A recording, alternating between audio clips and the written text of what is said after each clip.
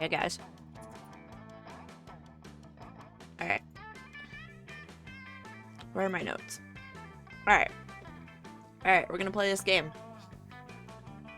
What are we gonna try and do? Fuck it. Run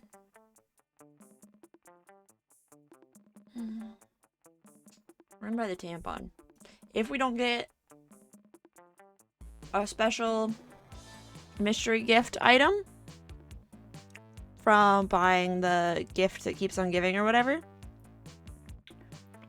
we're gonna do the prom queen thing. Alright.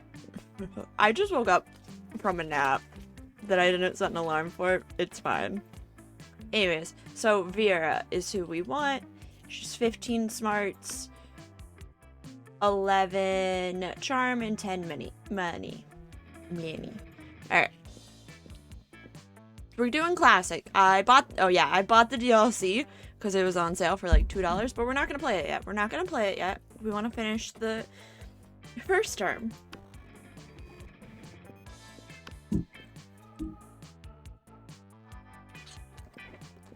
Alright.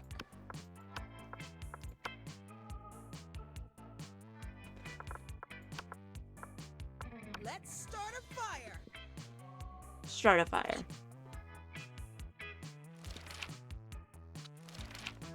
Alright. Think Medusa. Also think smart and charm and money. Just produce a movie it's based on.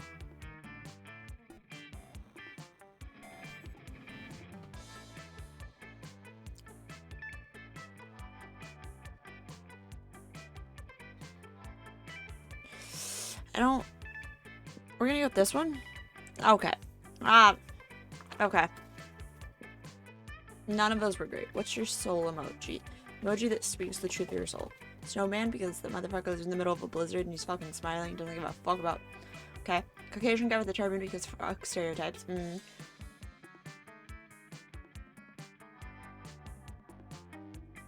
I don't know which one of these is good. I can't choose this, the middle one, though. Yeah, okay.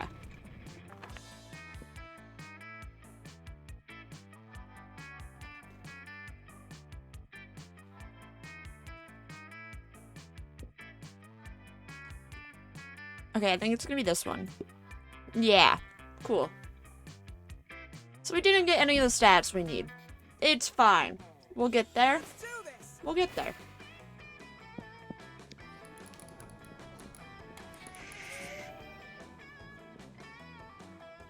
Afterwards, you notice Scott huddled next to Vera. These two hardly ever hang out. You wonder what's up. Scott seems to be showing Vera some kind of sports diagram. But we just keep losing football games over and over. Coach says we're just not sporting hard enough, but I'm sporting as hard as I can. I figured, since you're super smart and everything, maybe you could fix your entire team in 10 minutes? Well, obviously I can do that. I'm incredible. Listen, what you need is an oblique strategy. A new technique that your opponents won't expect. Like poison darts, or a vicious campaign of psychological warfare, or now's your chance to impress them. Jump in with an idea that will show them how much you know about winning sports. Ooh. What you guys need is blackmail material. One well-placed camera in the opposing team. Player who's really a truck. No one would be able to stop them.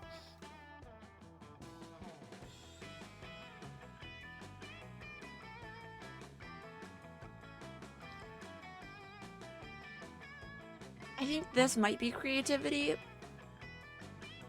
This is boldness, I think. Not smart? How was that smarts? Can anyone explain how that was smarts? Really, it is? Yes, it is. Awesome, bro. Alright. And what's more, I already have the infrastructure in place to accomplish this.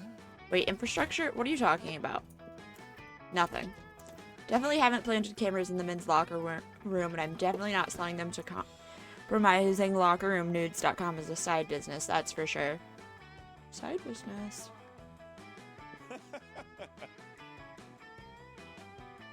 Oh, that's good, because if you were, that would be super mean. Indeed. Looks like you solved the problem and stumbled into Vera's underground porn empire. Nice. You gained 2 smarts and 1 creativity.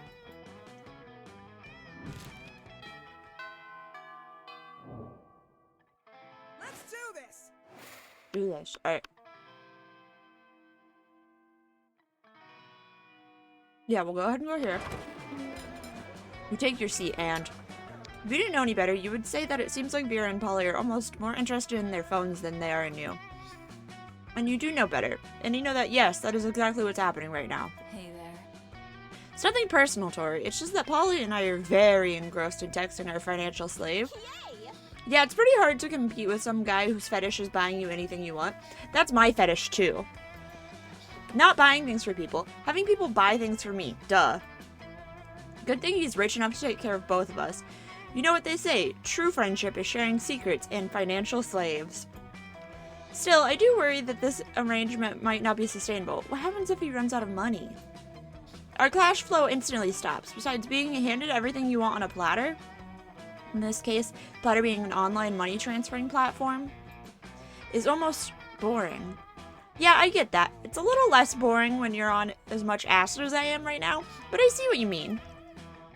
If we could somehow turn this into a business venture, then maybe it would get interesting and we could continue to profit even after he's gone broke from catering to our every whim. I mean, how interesting do you think business actually is, since he's so obsessed with us, and we should just tell him to do something totally insane and see if he does.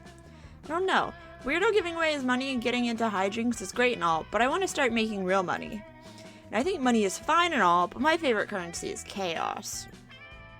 Seems like the ladies are at a very exciting crossroads. Maybe a random bystander can give them a nudge in the right direction.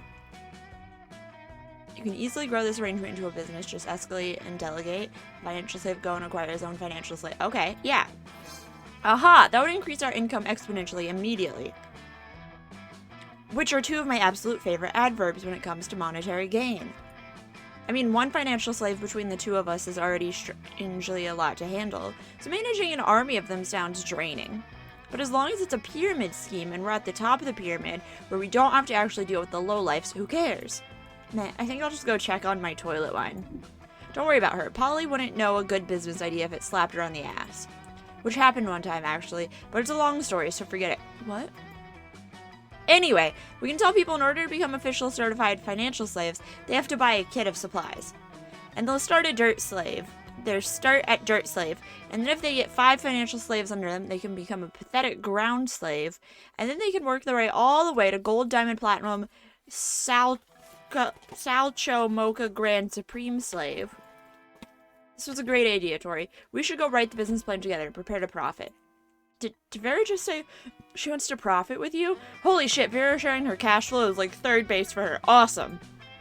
Awesome.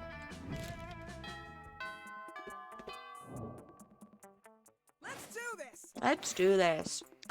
Hey, stranger. Alright.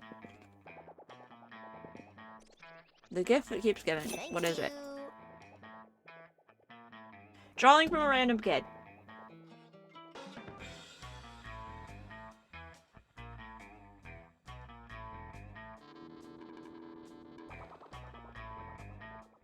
Okay, give me 1 second to figure out what this one is.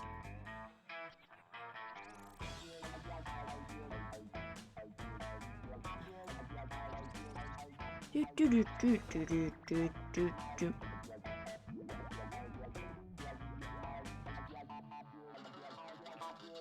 Who do I need to go with?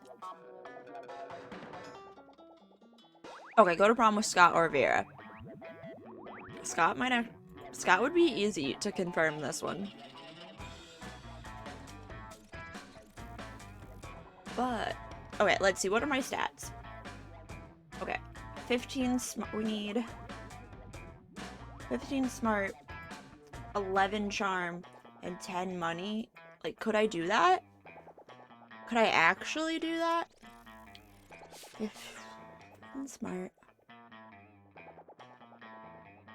Charm is where it would get interesting. Could probably do money.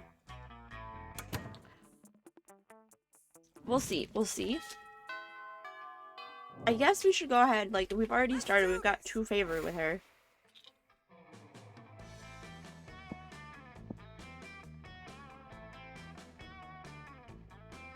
So yeah, let's start on the charm. Oh, that was creativity, not charm. Fuck.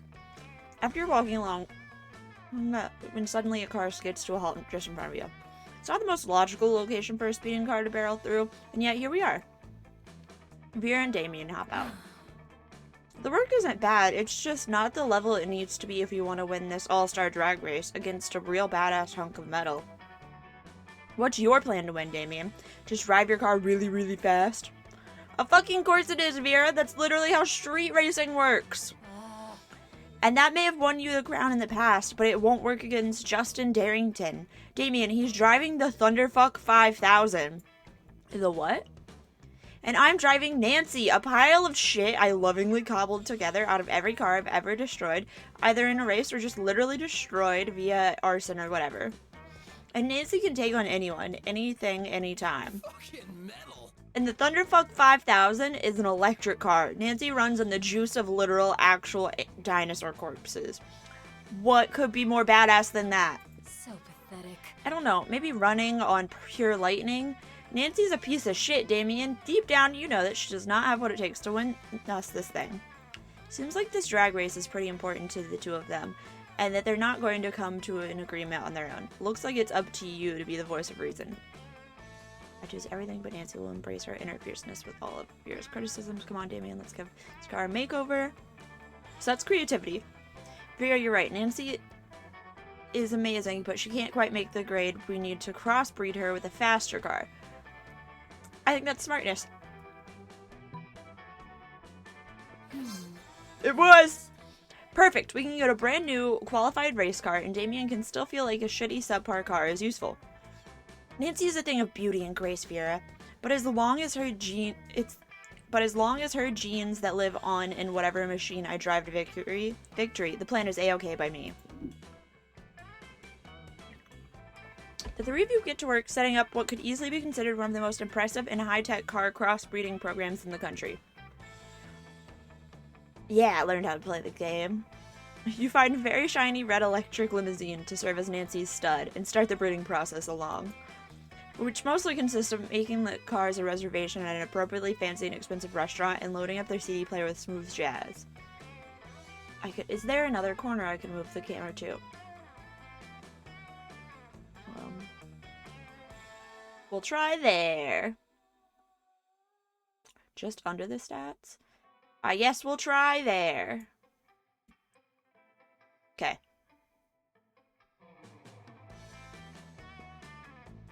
Sometime later, Nancy gives birth. Don't ask how, not important. To the ultimate race car. Look at what we've made, huh, guys? I mean, mostly what Nancy and El Diablo made, but we helped them get there. Oh, not Yeah. bad. Honestly, this car is a masterpiece. I've been looking for my next business venture, and I think I may go into high-end race car breeding. People make thousands off of breeding horses to race, and horses want to fuck. How hard could that be? By that logic, I bet I could make millions breeding race cars. You totally could! I'd be your first customer. You already were. I'll send you your invoice later. Well, looks like Damien has the race in the bag, Vera has a new business venture, and the world has a new species of super race car. We gain 2 boldness and 1 money from a kickback from Vera, which comes with a genuine smile from her. Score! Wow. Let's do this. Let's do this! As you approach the table, you see Vera delicately lifting a fork full of quinoa to her mouth. She brings lunch from home. When? Food! Fork! 6! 8! Who do we deliciate? Eating, yay, eating! Scott, what on earth are you doing? I'm cheerleading you to help you be the best eater in the whole school. What caused this obsession with cheerleading me through mundane activities that require no cheerleading? We're romancing Vera. Everything requires cheerleading, silly. That's why we have cheerleaders for our cheerleaders. But I can see my cheerleading's not working. You haven't eaten anything yet. It's because you keep startling me with your damn cheerleading. I can't eat when I'm startled. No, that can't be it. I must not be cheerleading hard enough. Hey friend, maybe you can help me. Shouldn't be cheering for Vera to vote. Okay, this one, definitely. Oh duh, it's just like when we cheer for the other team to lose instead of cheering for our team to win. Yes, I invented that cheerleading strategy. It gives us a huge psychological edge against teams that hate losing. I'm gonna go I'm gonna try it right now. Those vegetables are gonna get so inspired. Scott runs off to the kitchen to inspire the vegetables. You can still hear his muffled shouting from the back, but it's not bad. That has been. Thanks. quite Now I can easy. finally enjoy the quinoa and baby tears salad without unwanted encouragement. For the next week, all the cafeteria food seems extremely eager to get in your mouth. Cheerleading really works. Alright. Interesting. Let's do this. I haven't triggered anything for this event, and I'm scared, but we'll try it. Alright, this is charm, I think. I need charm, right? I'm not, like, making up. Yeah, 11 charm. I need 11 charm. Okay.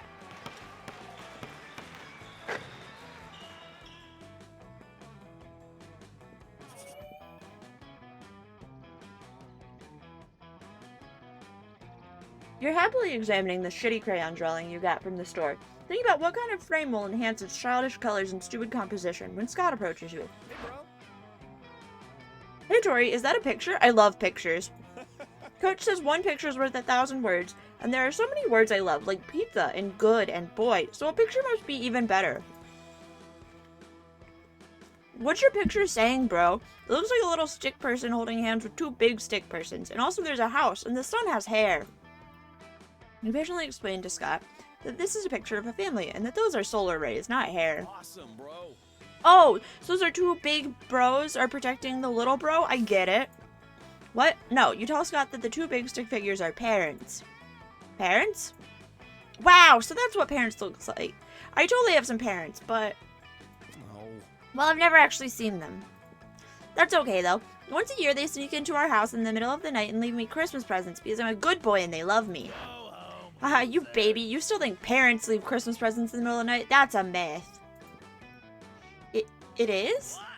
Yeah, everybody knows that all Christmas gifts are delivered by Santa Claus, a bearded home invader with lobster hands and a cookie fetish. But my parents think I'm a good boy? Psst. Tori, are you just gonna stand there and let those douchebags ruin Scott's innocence? Distract him. Whoa, you know this is a serious situation if it's causing Vera to show empathy. Quick, divert Scott's attention by... making a silly face. Damn it! Of course, what a great idea. You make an enormous stone face out of a basalt and emerald. What are you doing, Tori? That stone face looks scary. Admire its eldritch brutalism, but also confused as to why you're doing this. Giant stone face? We hate giant stone faces. Woof. I hate you too, you miserable animals, booms the giant stone face. No wonder your parents abandoned you. Their parents abandoned them, but what about my parents? Your parents too, you buff idiot, says the stone face in a voice older than death.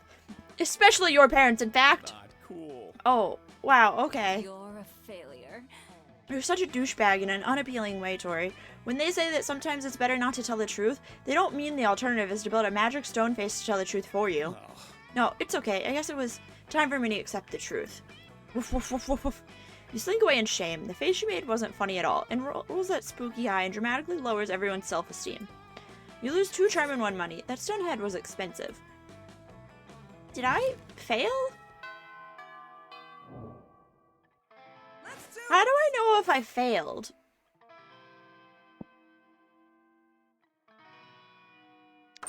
What's up? I didn't mean to go here. But I guess I'll go here. That's fun. That's bold. I don't need creativity. This is charm.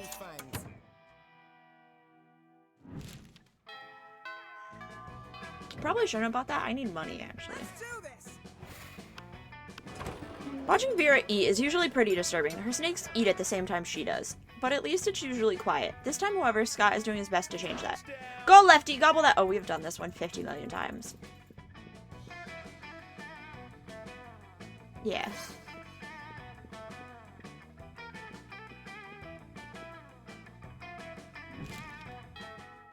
Doo-doo. Let's do this. Yeah, let's do this. Okay. So I got my charm up. I need to get my money up. Afterwards, you discover you've been poisoned and only Vera has the antidote. She does this all the time. It's how she invites you to hang out. Hey there. There you are. Thank you so much for coming. I'm embarking on a new criminal enterprise and I need a concilier. The idea is simple yet brilliant. Think Uber, but for killing people. I call it murder. But it turns out the market is flooded with assassination apps, and blood. I need a way to get ahead of the pack, and since you're such a good advisor, differentiate yourself by being the only service that offers free-range organic murders. Smarts. Viral marketing, literally. Tailor a highly contagious virus to make people love murder. Boldness?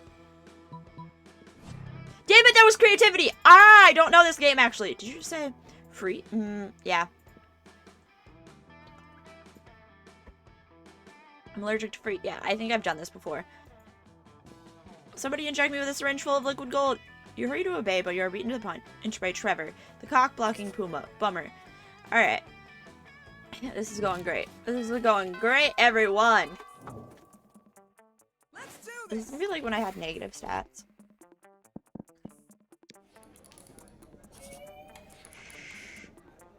It's a truly rare sight. Vera and Damien are sitting behind a PC speechless. Wait, did we just rig an election in the Midwest? I was just trying to change the president's wallpaper to a dick pic. We need to cover our tracks, like, right now. Well, don't just stand there, you innocent bystander, to help us. Yes, of course I'm talking to you. Damien can't help. Breaking shit is useless right now. Smashing the... That seems like bold. Blame someone else, like the Vanderbilt. Miranda won't be able to disprove it. That feels like creativity.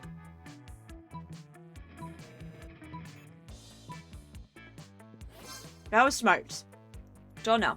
Yes, everyone will buy it. They practically ruined their brand already, you know, with the purges. But Vera, isn't it kind of fucked up to frame our friend for a crime we committed? You having second thoughts, Damien?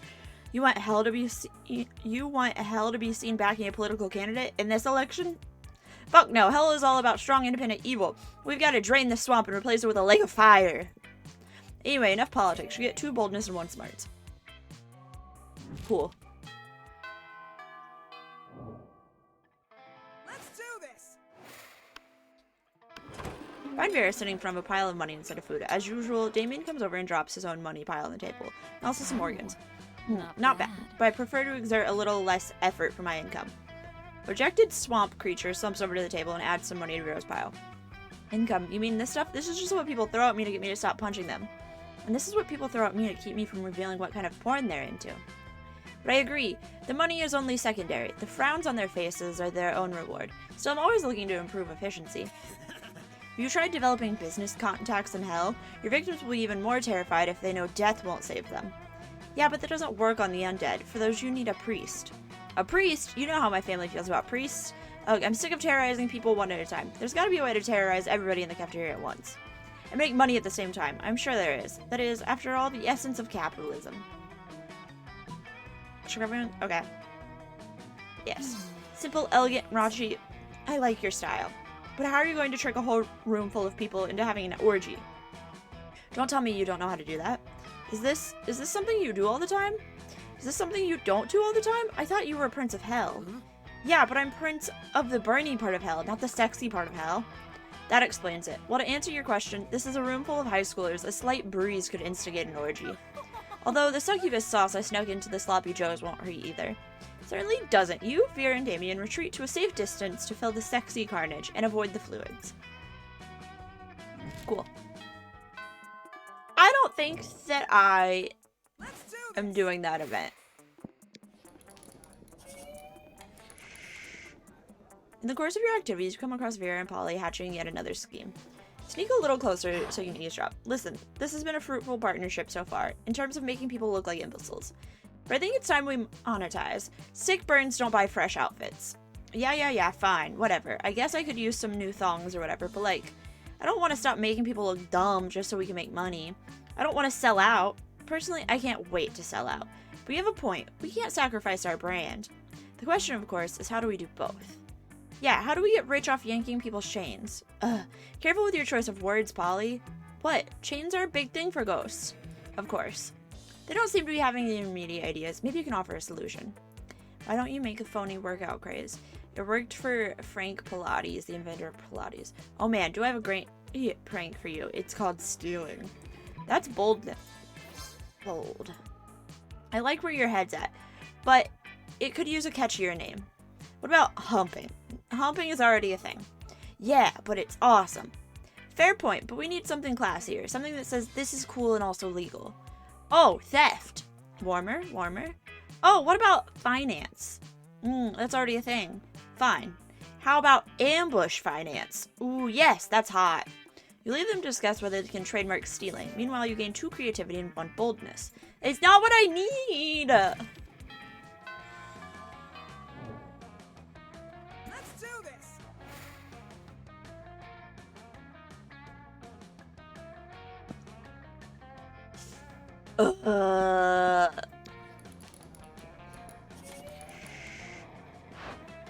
You're making your daily protection payment to Vera when suddenly, everyone stop what you're doing and look at my majestic visage. The interdimensional prince muscling in on my territory, are you? Not at all, my darling Viperess. I am here strictly in a business capacity. Business, you say? I'm all ears, except for my snakes, which are all tongues and teeth. It's simple economics, my love. You're an aspiring I'm a kingpin. I'm a prince. I propose a merger. A merger of our resources, our minds, our bodies, and our spirits. Interesting. Oh no, Vera's getting out her calculator. If she decides this merger is financially viable, good luck asking her to prom. But how will you undermine Vera's confidence in the prince's financial status? Replace all his gold with fish. Steal all his money with your high-frequency trading algorithm, Carl. Yeah. Before we draw up the contract, I hope you don't mind providing a full accounting of your assets. Of course not, my dear. As you can see from this spreadsheet, my entire kingdom is owned by someone named Carl. Let me see that. You idiot! Carl isn't a person, it's a computer algorithm. Probably stands for something like computerized autonomous robotic light bulb? Nope, doesn't stand for anything. It's just Carl. You gain 2 boldness and 1 smarts. Alright. We're gonna try some tactics. You're eating your lunch, minding your own business, when someone under your table pokes your business. Psst. Hey, how would you like to turn against your friends in exchange for forbidden knowledge? Betraying your friends sounds bad, but forbidden knowledge sounds dope. You listen to her pitch. Basically, I just need you to tell me Damien and Liam's hidden weaknesses for like totally innocent reasons. In exchange, I'll teach you one of my most secret Slayer techniques. What's that you say? You'll totally do it and I can trust what you say 100%? Great. Which technique do you want to learn? How to be the protagonist of me. Okay, so that's creativity. How to punch a dude so hard is that's boldness. Damn it. Unbelievable. Really? You want to know my secret technique? It's simple. Just act like you're entitled to everyone's love and affection. Okay. Whoa, that's it? But you already do those things. Like, it's possible that you're the protagonist all along. Discovery gives you newfound confidence, which would steal her shoes. The protagonist. That's. Oh, that was charm! Fuck yeah! Cool.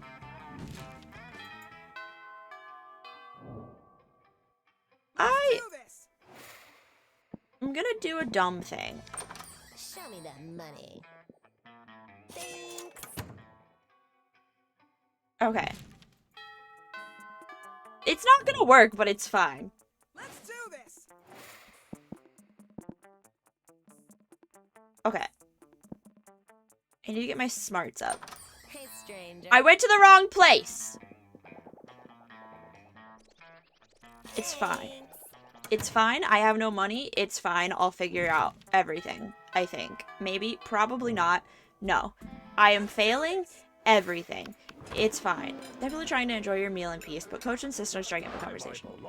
Hey there, bud. What you drinking? What? Milk? That's it? That's hardly a drink at all. Everybody knows the drink is the backbone of a balanced lunch. And what would we do without backbones? I don't know. My doctor yells at me whenever I try to find out. But enough about me. Let's get you juiced. You can have sports sauce or muscle juice. Which will it be?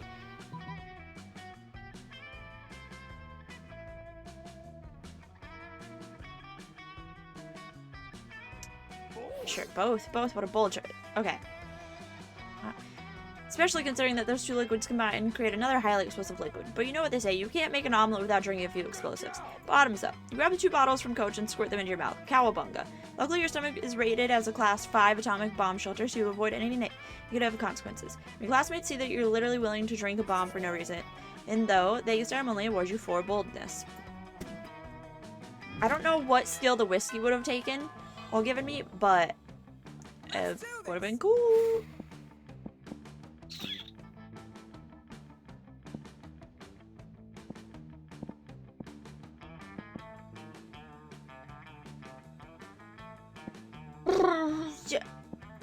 Like, there's no way for me to do anything. You minding your business when Vera grabs you by the collar and yanks you in a huddle with her and Polly. We're in big trouble, asshole, and it's all your fault. Yeah, ambush finance has been a huge success. Too huge. They want us to write a book about it. But we don't know how to write a book, and we already accepted the advance. So I took a bunch of Adderall and wrote 270 pages of garbage about stealing. But of course, the publishing house won't accept it. They say it's missing a big reveal at the end, some kind of ultimate secret to ambush finance success. That's where you come in.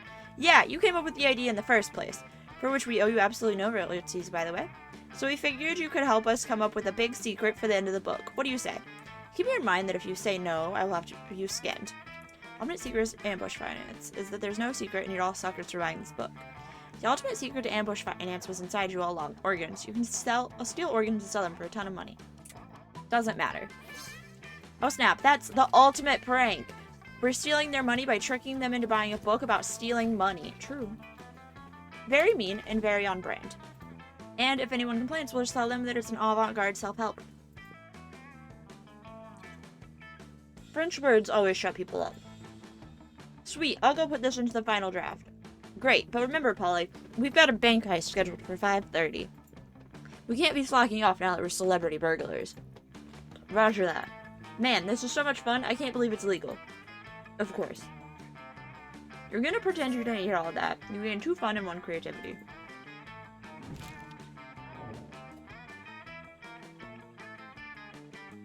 We're gonna go by ourselves because we didn't do shit.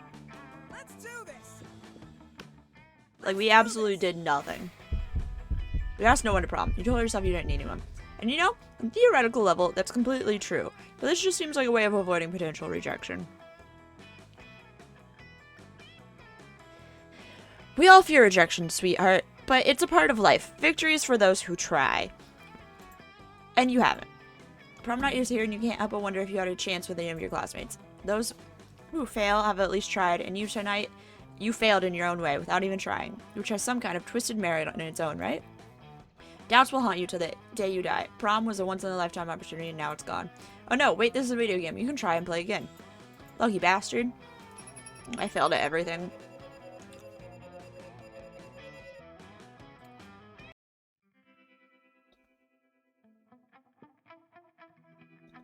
We're just gonna skip through all of this.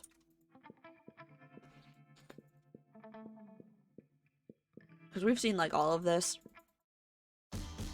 We failed. True new images. I don't feel like playing it. No, looking at it. Play. 1 player. First term. Full game. I got the full game down to 30 minutes. Okay.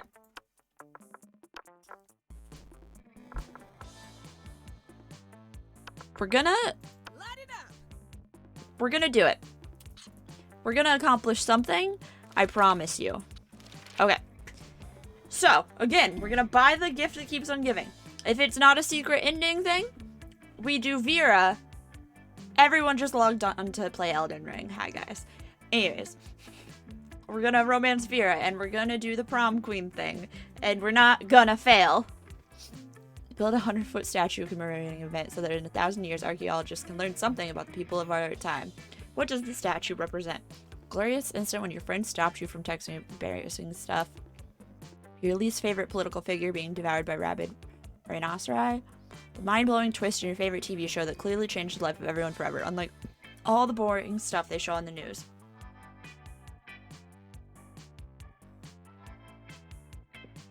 I think that's boldness. That's charm. That's fun. Okay, none of it mattered. Be a visionary. What will be the next big social media craze? Greek agoras, like literal Greek agoras, reinstated in our cities. Places where philosophy and arts are discussed by the great. Okay. Bullshit it's regular, but each time someone shares news that isn't supported by real facts, their tax and money goes to the people who expose that bullshit. Okay, we're gonna do this just because I need money. Any of those would have been great. The world will end tomorrow. What will you do today? Okay. Profit on other people's hysteria. Got it. I know, Vera. I've tried to romance her 20 times. Let's do this. That might not be an exaggeration. I'm just gonna shove a handful of goldfish in my mouth.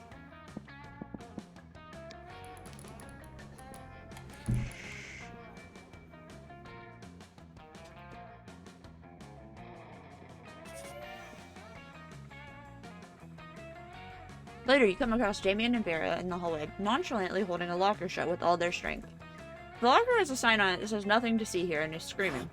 Shut the hell up, you! Adorable fluffy little fluffy. You see, we're spending quality time with our new pet. Isn't that right, Damien? From somewhere within the locker you hear, my parents will pay anything before Damien kicks the door. Yeah, that's right, adorable, quiet Fluffy, who's going to stay quiet if he knows what's good for him. You know, I don't really have a great track record with pets. I had some mice for half a day, but my hair ate all of them. Sure would be a shame if our new pet died before we receive the true joy of pet ownership. Yes, exactly, the sweet, sweet, bank account filling, filthy rich making joy of pet ownership. Surely you have lots of knowledge about pet care. Why not share some of it? You know what pets love? Hardcore death metal all the time to drown out their noises. If you love something, set it free. Just implant a tracking device first.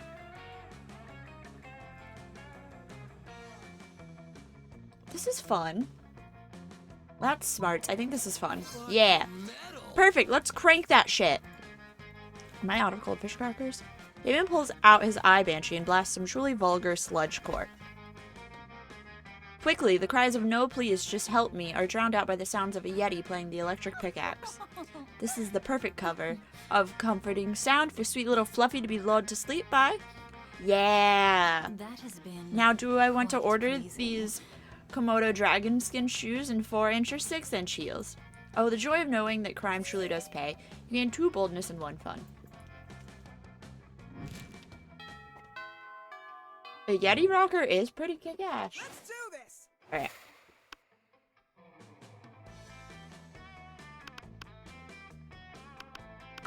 We're just gonna go ahead and go here. Money. Catch you later. Give me your money. Okay. A Satanist kit. Let's see what this is.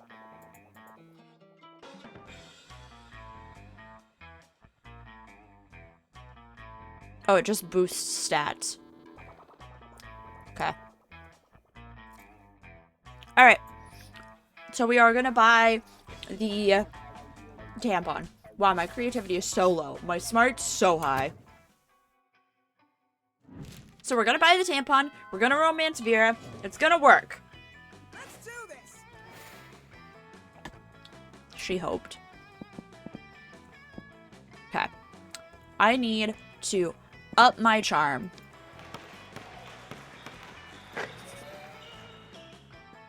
Suddenly, a chill runs through you, so the very fabric of reality is in danger.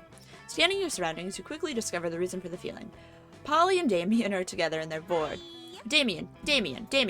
What? I must have fallen asleep for a second because nothing is on fire.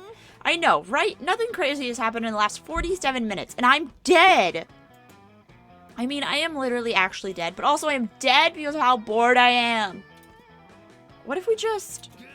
Oh, fuck, I'm so bored I can't even think of something to do to not be bored. No, help us, somebody, please! Cause a sexy problem! Break the 7 seals and release Karla Cthulhu the World Fucker. Send in the party goblins. So smart. Using a cursed sword someone was stupid enough to give you, you shatter the ward separating the World Fucker from our world. He merges into the mortal plane with a noise like a million throats being slit at once, wreathed in bloody vapor. These are the end times that are the ancient poets forlornly prophesied. This realm will rot like the maggot-riddled corpse it is. Ah, sick! It's the World Fucker! Come to fuck the world! Yes! Hey, World Fucker, wanna party? Kralakthula.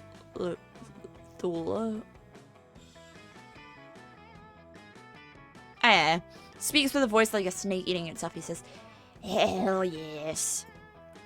You all head off to party at night, leaving a trail of flaming wreckage in your wake. The world is doomed, but at least it's not boring. You gain 2 fun and 1 boldness.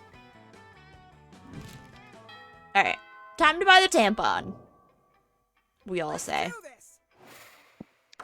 Give me your money. No refunds. Yeah, that's fair. It did break down my smarts Let's do this. and my charm, because I'm carrying around a tampon. Find Vera sitting in front of a pile of money instead of food as usual. Damien comes over. Oh, we just did this. Not bad.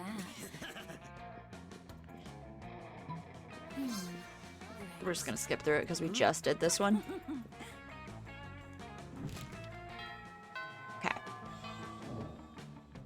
Alright, we gotta get our charm up.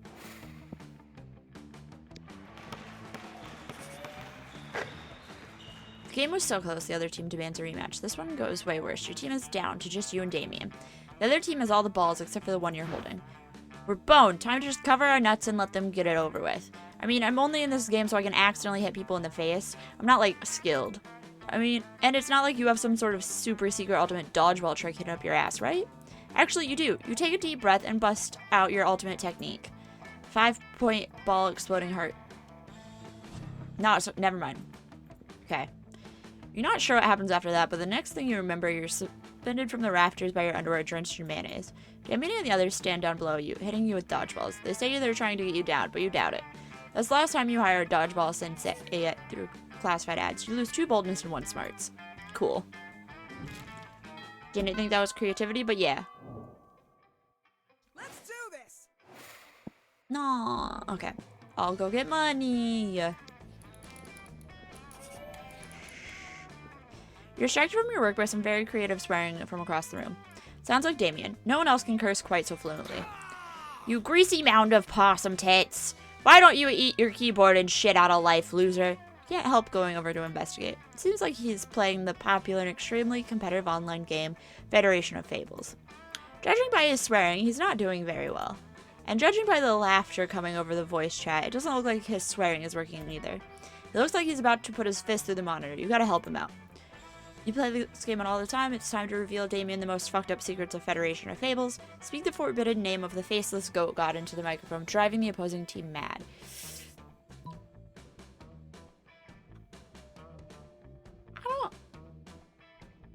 Which one I don't... So fun. Confidently pluck the headset from Damien's head, stand behind him, and place your hands over his on the keyboard. It's like that scene in Ghost starring Patrick Swayze with the video game instead of erotic poetry. You smash all the buttons with grace until your character turns himself into a tractor and runs over the enemy team. The match is basically won already, but to show off a bit, you release the character's ultimate technique, which is basically giving the leader of the opposing team AIDS in real life.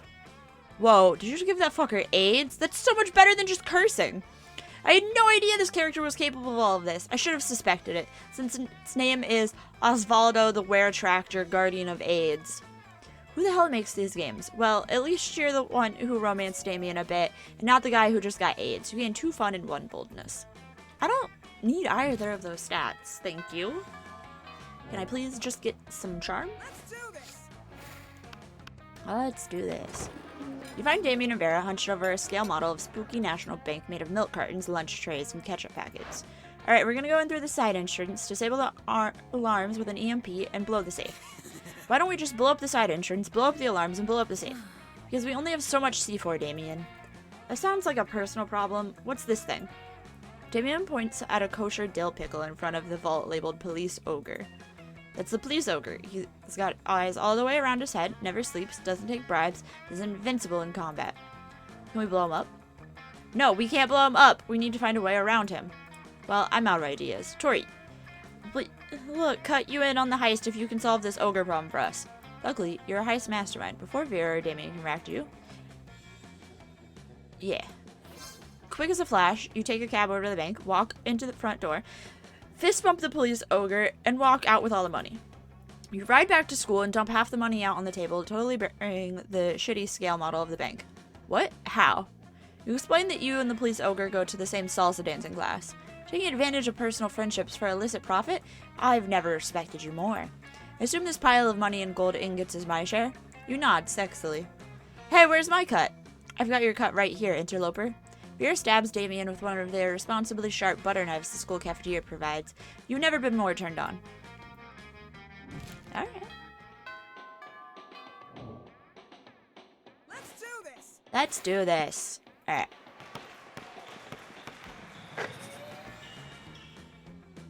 After a fearsome battle, you find that you, Vera, and Scar are the sole survivors of a bloody, terrible dodgeball match. Damn, are we the only ones alive? Shit, I can't afford to lose. I don't want that on my academic resume. No, not losing. Losing is, like, not a good thing. Don't worry, Scott. Losing is like winning, except it's losing. Not sure if I should feel worried or relieved. Worried, Scott. Losing is bad. A loser Scott is a bad Scott. I don't want to be a bad Scott. Then what we need is a fast way to turn this game around. There's no way to win this dodgeball match unless we completely change the rules of dodgeball as we know them. That's creativity. I don't have it. That's also creativity. That was smarts. Yes. You swiftly flee to the International Ministry of Sports and start a complex legal process. After an absurd whirlwind of legal action and bribery, you finally drastically change the rules of dodgeball. You go back to high school and the new rule set favors your team in incomprehensible ways. Scott, you focus on catching the blue flamingo to gain 50 more points. Gotcha. You two dance the tango so we can win this thing.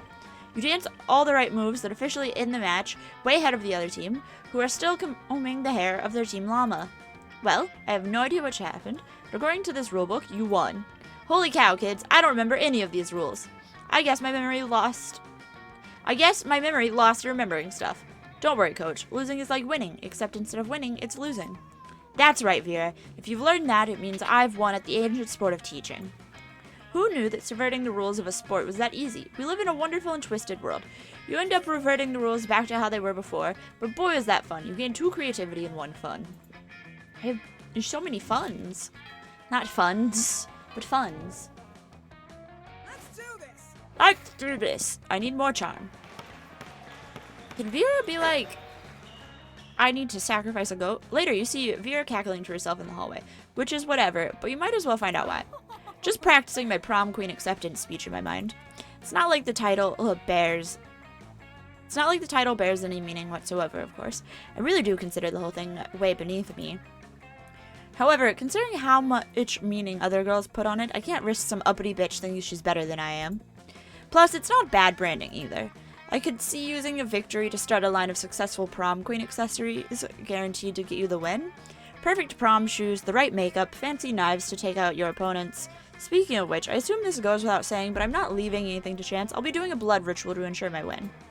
I still haven't found the exact details yet, but I'm optimistic that at least some of the items will be found in the shop. The only question is where exactly I can find the details for a proper blood ritual. Why don't we ask the coven? I'll literally just search the internet. So smart. Oh, right, good call. Sometimes you get so caught up in the grand scheme of exploiting blood magic to secure petty victory, you forget about the little things. You and Vera scamper over to the library to put the school's computers to good use for once. For real, does anyone at this school use school resources for educational purposes? Let's just search blood magic to guarantee prom queen victory over basic bitches to maintain social status. It's pretty clear, right? Couldn't possibly be clearer. Seems like we're gonna need the blood of a former prom queen, the tongue of a goat, and the earrings of an ancient goddess. Not exactly stuff that's gonna be lying around. When you're destined to be prom queen, you make it work. Not that I'm destined to be prom queen, or I wouldn't have to do blood magic in the first place, but hey, when you want to achieve greatness, you make your own destiny. You check the shop, I'll grab a goat, and we'll meet up in the bathrooms to cut its tongue out and get this party started. Sounds like a party indeed. You gain 2 fun and 1 smarts. She loves blood magic. Doo-doo. Let's do this. Alright. Hey. You arrive at your chosen table to find Miranda folding napkins at Vera. Do you want to know about this one, Vera? No. Okay. This is the napkin one. This is the one where I joked that Patrick and I need napkins. If you fold the napkin like so, it creates a self-aware napkin whose sole purpose is to fold more napkins. Well, that's quite a specific fold. Under what circumstance would one use... Oh, I see. Damn right you see. And notice how my whole head is covered in writhing snakes? So basically, just assume that don't talk to Vera about napkins time is all the time. It's a year-round festival.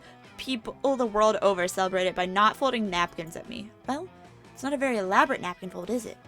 You explain that what your fold lacks in complexity it makes up for with the 12 ounces of cobra venom it can spit at will. Right, well, I see we subscribe to different schools of napkinry. I'll leave you two to it then. Your reward for running Miranda off is one-on-one lunch with Vera. You've never felt so alive. Tight. Alright, we gotta go to the bathroom. Let's do this. Bathroom. We gotta cut out a goat tongue, okay? Of course, no trip to the bathroom would be complete without running into a group of your classmates doing something stupid. Oh, Damien, you're the worst. I know, right?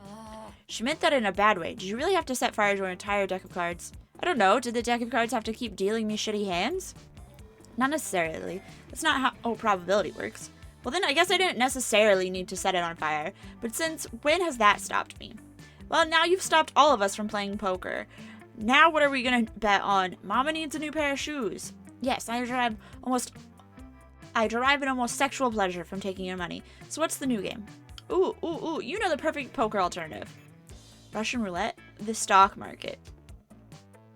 Stock market's smart. Ah, yes, the stock market. I knew there was a reason I had this fiber optic internet port installed in the bathroom. Vera busts out a laptop and gets to trading. Damon and Polly are skeptical at first, but Vera's enthusiasm is contagious. Soon you're all trading like the fiends you are. I'm just buying stocks in any company that makes people's lives worse. Cigarettes, bombs, and reality TV, baby.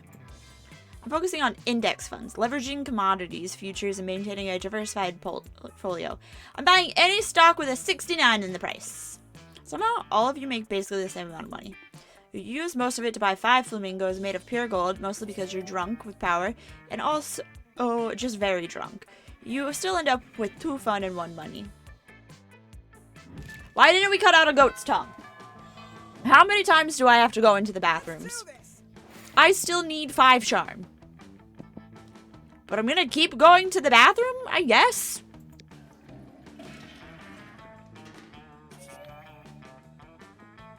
On a close inspection, you see blood pooling on the floor. And Vera's standing over it, smiling broadly, holding the carcass of a skinned goat.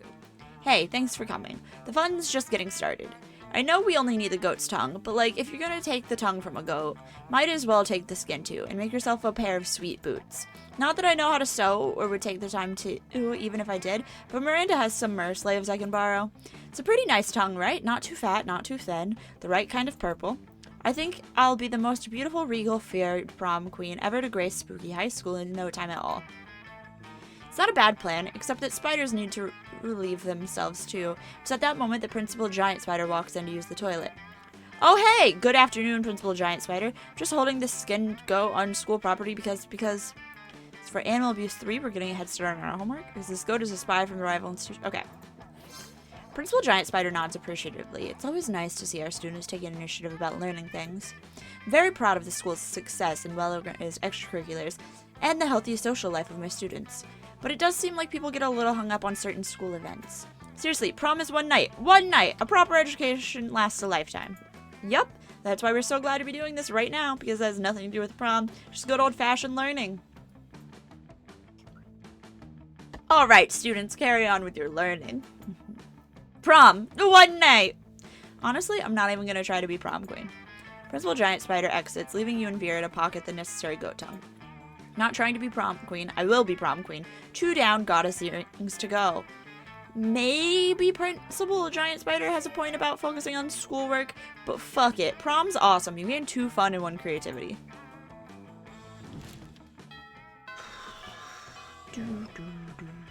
Okay. Let's do this. You find Damien and Vera contemplating a huge slab of unfilled prime meat. Alright, Damien, I know we had our share of disagreements during this convoluted poaching expedition. Like when you told me not to bring all my knives.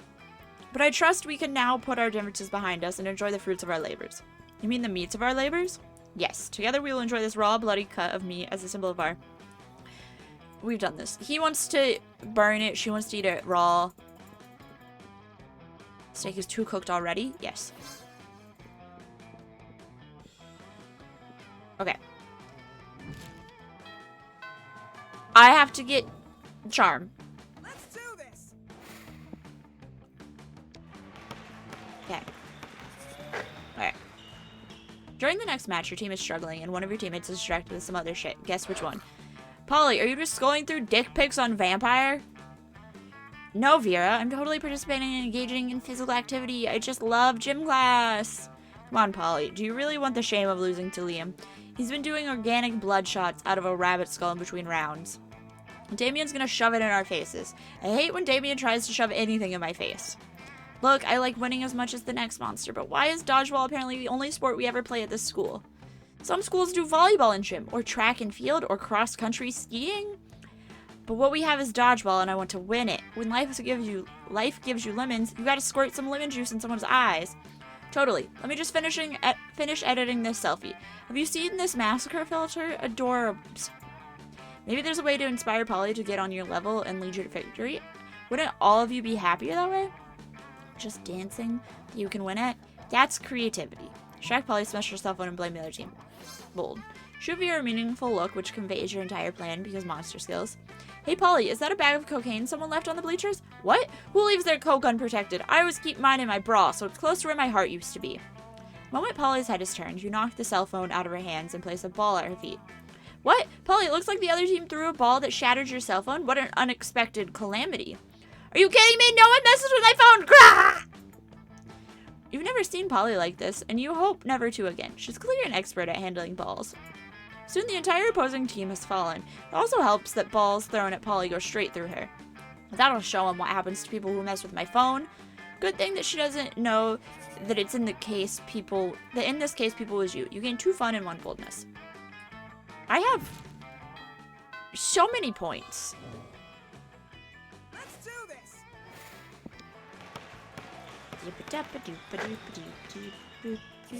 Okay. Soon after, you hurry away to join Vera for an after-school rendezvous. She's arranged a romantic evening at the stock exchange. There you are. I'm so happy you joined me here that I have momentarily forgotten my hatred for all beings. You, what? You thought we were going to dinner? No, silly. How am I supposed to make a profit at dinner? If you're hungry, just eat some money. There's plenty of it lying around. Look, I invited you here because I wanted to share something really special with you. You see all these people here? These sociopaths screaming at each other in $10,000 suits? This is my family. Well, not literally. I never met my birth parents. It's more like a room full of my worst enemies. What's family after all but a room full of your enemies? Alright. Anyway, enough chit-chat. The real reason I brought you here was to help me make money. Make with the stock tips. You know absolutely nothing about the stock market, but that's never stopped you before. You tell her, buy one of everything, sell it all, we sell it all we need is each other. That feels like boldness. This feels like money. So bold. Okay. One of everything. How could you be so brilliant? If I buy one of every stock, no matter which one goes up, I'll have a share of it. My profits are assured.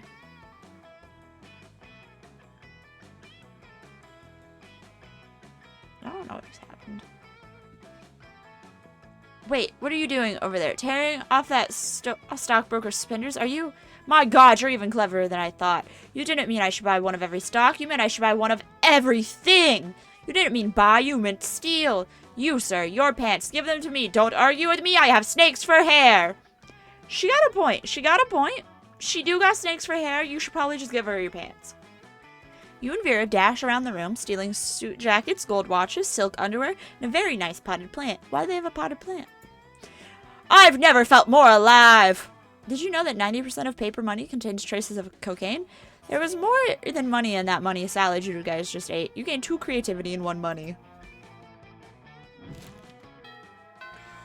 Let's do this. Let's do this. She's not here. Reality is full of possibilities. Every choice we make creates alternative universes. There are endless events and outcomes in this quantum soup we call the multiverse, and yet you've somehow exhausted them. Welcome to the nothingness. Not much to you, really. What? Let's do this. Tight. Okay, I just can't lose any charm. Vera runs up to you, eyes blazing, teeth gleaming. You will never even believe the shit. Remember how the Coven said we never find the earrings? It's because they had them the whole time! We're summoning those bitches and taking those earrings at any cost, even if it's the last thing you do. What? Did Vera just imply that she was willing to let you die in order to become prom queen? Irrelevant, because the Covenant has been summoned. So you figured it out. Good for you. Now give up, because you're never getting them. That's what Miranda said about the sea opal ring her dead grandmother gave her, but look what I'm wearing right now. How do any of you have friends? It's baffling. You're horrible, horrible people. I mean, they're not wrong, but there must be some way to get them to fork over the earrings so you can complete the ritual. No, Coven, you misunderstood. We're trying to save the world, too. Make replicas of the earrings, find out where the Coven lives, break in, and replace the earrings with the fakes when they're asleep. So that's creativity, and we don't have it. That's charming. You are? Of course we are. Do you really think I only cared about fashion and finance and showing dominance over my fellow students? It's been a cover this entire time. I've really been using all my free time not to trick people out of their money in complicated business schemes while looking incredible. I've been saving orphans from interdimensional monsters because I like doing altruistic things. We had no idea. Your acting is incredible. You really do seem like an entitled, uncaring bitch. Yeah, the bad guys leave you alone if they don't know you're out to defeat them. We're gonna use an ancient ritual to destroy a lava monster holding kittens captive, but we need those earrings to do it.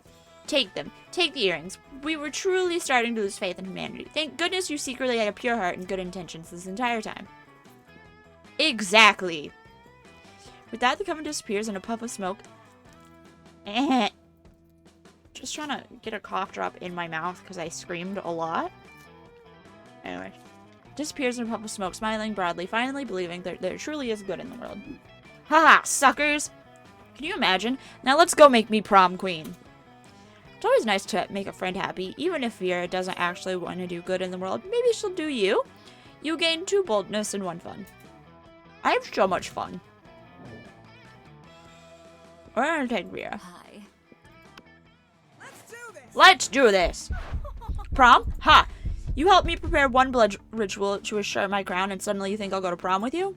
Kind of assume that, yeah. Not bad. I must admit, you've surprised me quite pleasantly during our little ritual adventures. There's definitely something in you that entertains me. Okay, you know what? The blood ritual actually requires an act of filthy lust happening inside the pentagram in order for it to work. I'm gonna let you join me if you want to.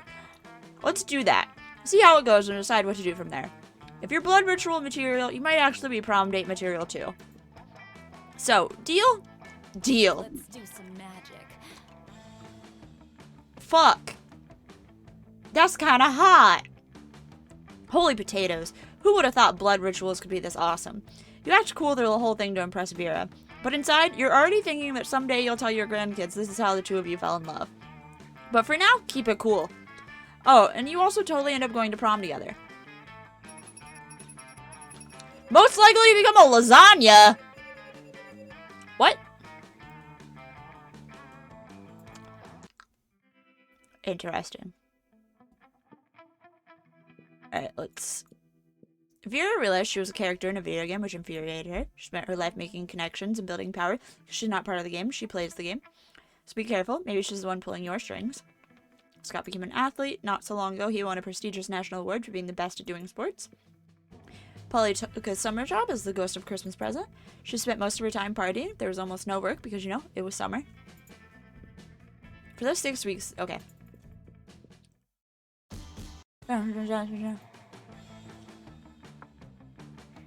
Alright. We can cross off a tampon used by the former prom queen.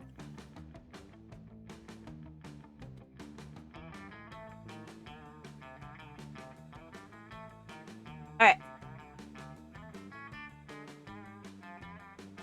So next, if we don't get a secret ending item from the gift that keeps on giving, we're gonna romance Scott and have a bag of regular cocaine.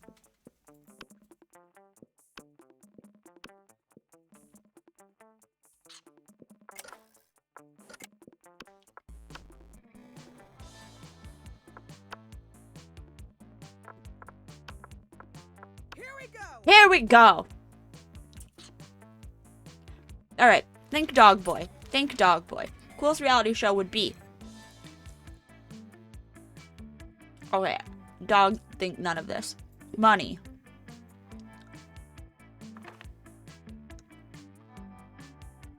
This weird creature I drew when I was 6. What would be the most appealing in a love partner? Soft fur. We did it.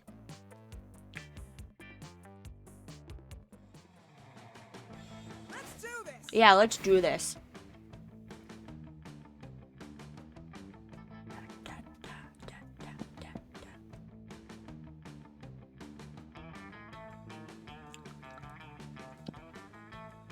Give me 1 second. I need to look at something. I just want to see what awards I've got.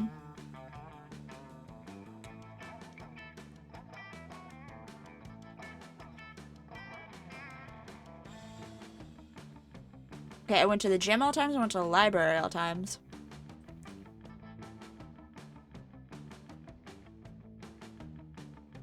Okay.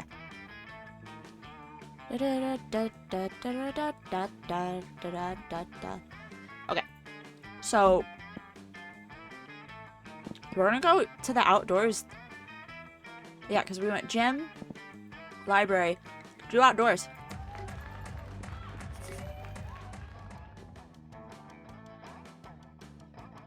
You notice Liam and Scott having a discussion. Scott looks confused and Liam looks bored, which means they're probably having an argument. Look, not that I care, but aspiring to be a professional sports star is both impractical and passé. Passé. Wait, you don't care? But you walked all the way over here to just tell me that? Plus, don't you want to be like a professional magnet ibuprofen? What? Mimetic influencer? Try to keep up? What the fuck is that? Whatever. But how does one of those guys earn money? Mimetic influencers don't earn money, Scott. We earn cultural capital. Oh, okay. How much cultural capital does a sandwich cost? I can see that I'm not getting through to you. Hey you, could you explain to this cretin why my career path is objectively the best? Yeah, and also could you explain what a cretin is? Liam means he wants to be an artist, and artists are important. Who do you think designs all the sports jerseys? Actually, I think sports is the best career. I mean, how far can a mimetic influence throw a football player, right? Sure. Oh. What? Yep, that's what we're best at. But I've spent my entire life trying to be best at throwing footballs. That was your first mistake. Oh no, I've wasted my whole life. Sports is meaningless. Whoa, I mean, I didn't mean to. I was just trying to win the argument, but it's too late. Scott runs away in tears. Liam feels like a lying douchebag, and it's all your fault. You lose 2 charm and 1 fun. Alright, well. What are you gonna do? Let's do this. Let's do this. As you approach your chosen table, you see Liam carefully framing his artfully arranged jelly dessert for a transcendent food pick. When? Food pick! Ride those picks to victory! What? What does that even mean?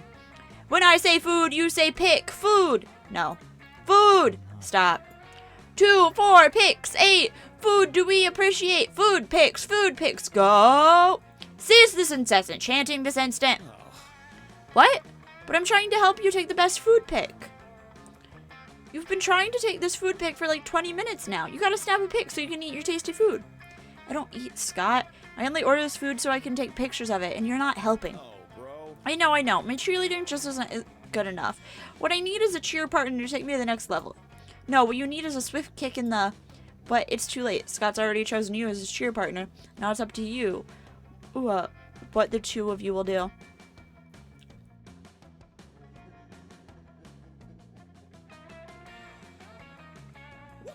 I get it. Amp him up. Like where the sky is. Let's do it. What? No. That's a horrible... Up you go, little buddy. Reach for the stars.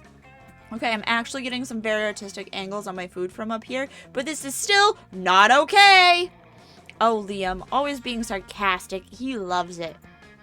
Wait, you chose now to finally start understanding what sarcasm is? I'm not being sarcastic. Can't fool me, Liam. I know everything you say means the opposite of what I think it means. Liam eventually gets Scott to put him down by saying he loves being thrown in the air. Scott still somehow believes he did the right thing and gives you the most intimate fist bump. How does one intimately fist bump? Like... Let's do this. I don't know.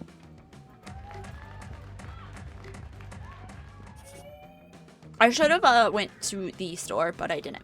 After all that, you decide to look for a spot outside the school when you see where to get some good sunbathing. But you fail to focus on your sunbathing since you see Scott and Miranda deep in conversation. It's a sports game thing, Miranda. I think I'm a good boy, but there's something that just gets me growling when I see the opposing team. Oh, Scott, believe me, I understand better than you may think. It's exactly how I feel about those horrendous air people. Air people? Yes, Scott, obviously the air people, I know I've told you about them before. They're the sworn enemy of the mer people, and they must all be destroyed if they refuse to accept our superiority. Oh wow, all of them? That sounds really hard. It will be. They're a horrible, ruthless nation of feathery socialists who refuse to bend a knee no matter how many times my father invades. They don't like guacamole, Scott. They eat the crust of their peanut butter and jelly sandwiches. They wear socks with sandals! Socks with sandals? And fanny packs! Are they fathers? Are they just dads? Oh man, that's pretty scary enemy, Miranda. What are the mer people going to do about it? It's a great question, Scott. We've tried reasoning with them through bombs, chemical warfare, and torture, but they're entirely unreceptive. It's really weird that they wouldn't sway the air people, but maybe you can step in and help. Scott and Miranda probably have different takes on what the best strategy would be, so think hard about what you pitch. Reach your truth. Use your great cheerleading skills to put an end to this feud. Wipe them out, make the air. That's bold. Alright. You're a genius. Cheerleading is always the answer. Scott, as much as I appreciate you, peace isn't the answer with these hideous air people. Also, how do you two plan to put an end to a feud that has existed for centuries just by cheerleading? Like this. 1, 2, 3, 4. Hey, air people, just end this war. 5, 6, 7, 8. Reaching peace would be really great. 9, 10, 12, 13. Remember to always use sunscreen. You decide not to point out that you forgot 11. Just missing one number is quite good by lovely Scott standards. Disgraceful. Scott, this is useless. Trying to negotiate with the air people is never an option. 3 of you look at the sky. Nothing happens. You know, this was pretty much the expected result of just screaming at the sky. No, cheerleading can't fail. I'll practice my cheerleading until it ends the war between mer people and air people, as it was always meant to do. What kind of plan was that? Trying to reach a truce with the air people? What are you, an air people supporter? Scott is discouraged thanks to you. Miranda is suspicious of you. Seems peace is never the answer. You lose 2 smarts and 1 charm. I have, like, no stats. Let's do this. Show me that money. I'll show you the money. I'm too It's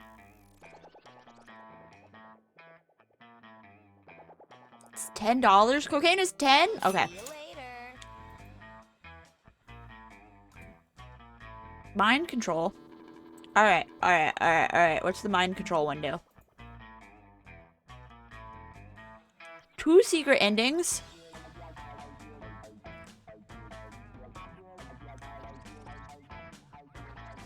Go to prom with Miranda. Fuck, I gotta go to prom with Miranda. 13 charm and 13 money. Okay.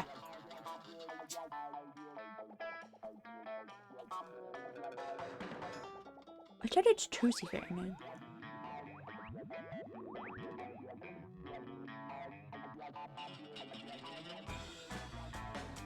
Huh.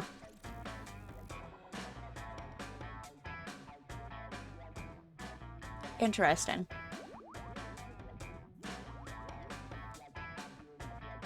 Okay. So now we're romancing Miranda. It's fine. It's fine. It's fine. It's fine. 13 charm and 13 money. It's fine. I'm sure it's fine. Come upon Damien sneering at Miranda's elaborate silverware spread while eating Serf's chow down immediately at neighboring table. I still don't get why you collect all these stupid forks and spoons and shit. I mean, even the knives don't really look that deadly. Silly boy, the silverware is not for killing. Things can be for stuff other than killing? That's lame as hell. It's basically useless. I mean, you don't even eat. Your serfs do it for you. Well, of course they do. But they're not using any of your silverware. Naturally they aren't. Serfs must eat with their hands as befits the lower classes. So you're saying this silverware collection has no practical purpose. Things have practical purposes.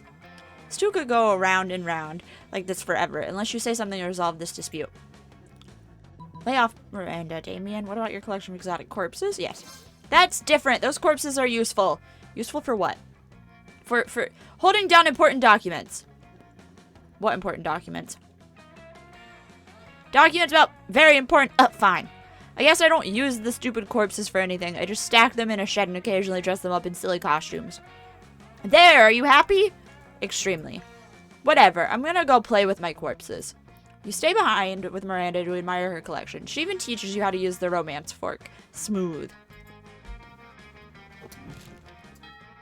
Alright. We gotta get our charm up. We gotta get our charm up.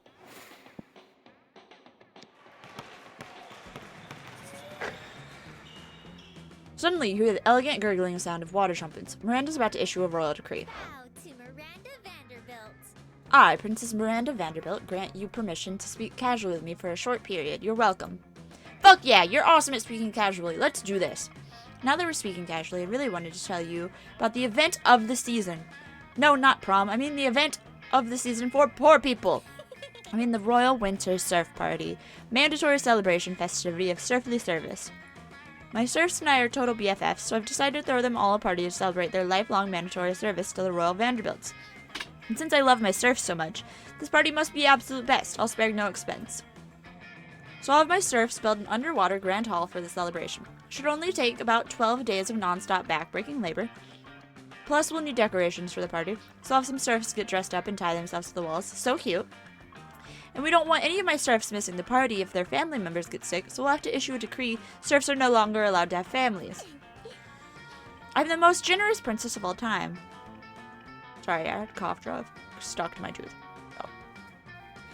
But of course, I don't want you to think that I'm spoiling them.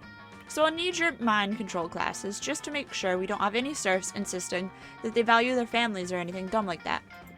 You hand over your mind control class tape to Miranda. She's so good at controlling you, it's terrifying to think about what she'll do with actual mind control powers. But who cares? You stay in this water, you babe. I'm just so excited. I feel like singing. Suddenly, an adorable little eel pops out of Miranda's purse.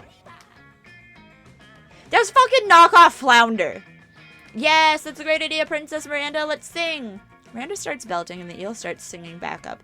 Wow, this eel has shockingly great harmony. The seaweed is always greener in a democratic state, but my loyal serfs all my love exceedingly high tax rates. Under my rule, serflings know better. They'll serve me forever. Now go eat your gruel. What a charming little tune. Who knew that monarchy could sound so fun? Miranda bows while you clap enthusiastically. Wow, Princess Miranda, you're amazing. You have the prettiest singing voice in the whole wide world. I know, right? My execution serfs made sure that no one in the whole country has a better singer. Now, let me introduce my song serf. Mr. Feel the Eel. It's me, Mr. Pleasure to meet you. I'm the luckiest eel ever because I get to help Princess Miranda plan the winter surf party. That's right. Of course, I need my serfs to do most of the preparations of the party, so I'll be entirely consumed by the planning process. The burden of leadership falls upon royalty after all. For example, I'm going to do the difficult mental work of deciding that there will be drinks at the party. Now that I've done the first half of the work, I'll leave you two to decide what kind of drinks and how we'll get them, who's going to pay for them, and all of the rest of the planning. You're so smart, Princess Miranda. We'll take it from here. I'm not a serf. Yay, I'll leave this to you two, because I need to go recline in a velvet chaise and gaze out the window longingly. Ooh-wee, what an amazing opportunity for the death of the princess. Wait, what? Good job, comrade. No need to act, continue the charade, comrade. The tyrant is out of earshot. The Vanderbilt serfs have united together in hatred, and after our years of pain and toil, we shall finally send the princess straight to the depths of her watery hell. Let your loathing boil to the surface as we plan her demise. This foolish party she has planned will be the setting of our assassination. Revolution is here. And while I care not what drink fills the punch bowl, be sure not to partake. I will add in a massive dose of poison to the beverage, ensuring that all of the princess guards will be deceased by the time the party is through. The revolution is here. What the hell? Bye, comrade. I take my leave, comrade. May you dream of the end of tyranny and the end of monarchy. The end of Princess Miranda. Bwahaha. Just as Mr. Feel the Eel is swimming away. Wait, how is he swimming? You're not underwater. Didn't anyone tell the eel the laws of physics? Miranda returns. I'm back. Whew. The gazing was so exhausting. I assume that you finished planning the drinks. Think fast. It'll break Miranda's heart to know her serfs are plotting to assassinate her. We can't let her die before prom. She's the only one with a hookup for an underwater limo. Drink is overrated, Miranda. You can't have drinks at your party, or do you want your serfs getting ideas? You know what? Nowadays, cool kids only drink the latest, trendiest soda flavor. Poison antidote?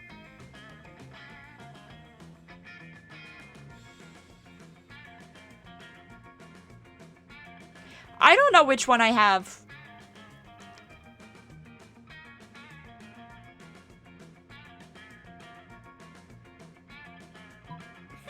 Yeah, yes, I love the little bubbles in soft drinks. They remind me of the little bubbles that come out when you drown an air person. But wait, might serfs be able to handle such a bubbly drink? Serfs can actually be super fragile. You would think that working all day with one whole bowl of gruel would make them stronger. There's only one way to know. Let's test the soda on some real-life actual serfs.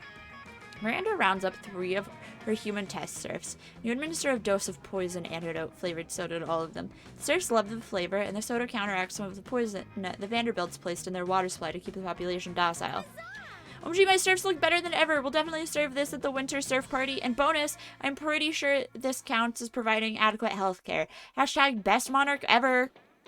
Miranda's overjoyed and you're able to get coverage under the new Mer Kingdom healthcare plan. You gain 2 fun and 1 money. Oh boy, oh boy, oh boy! Let's do this. I don't think her dying is an option, though. Alright, I need 13 charm and 13 money.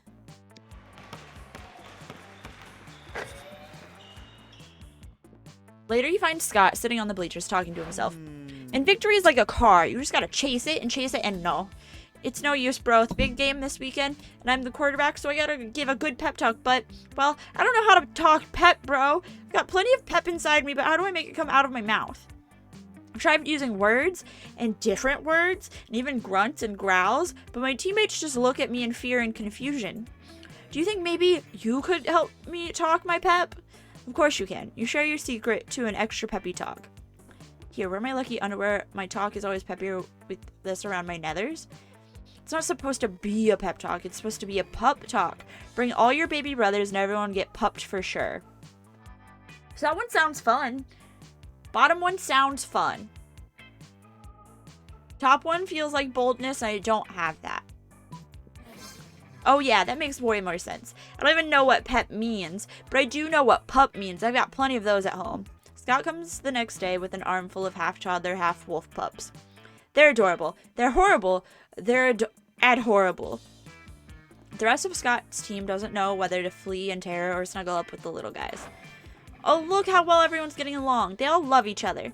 This is going way better than expected, since I forgot to feed the little guys before I brought them over here. Strange, the wolf pups don't seem hungry at all. Also, the other team mysteriously fails to show up to the game. Win-win. You gain 2 charm and 1 creativity. Do. Let's do this. Let's do this. Alright.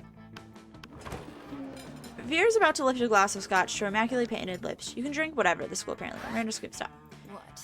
Why not? The scotch costs more than carts. Has your taster tried it yet? What taster? You don't have a taster. What if your drink is poisoned by someone jealous of your good looks and royal title? Listen, Miri. I only drink 4 things. Scotch, red wines, and cures my enemies, and straight up poison. You drink poison on purpose? Miranda, my hair has been a mistake. So you think poison actually harms me? Well, you should still have a taster. What if someone puts really spicy hot sauce in your drink? Or poison? What do I have to do to get you to drop this? Simple. Hire a taster. Fine. Any volunteers? This might just be a big break you've been looking for. You raise your hand when Vera picks you. Drink all your scotch. Yes.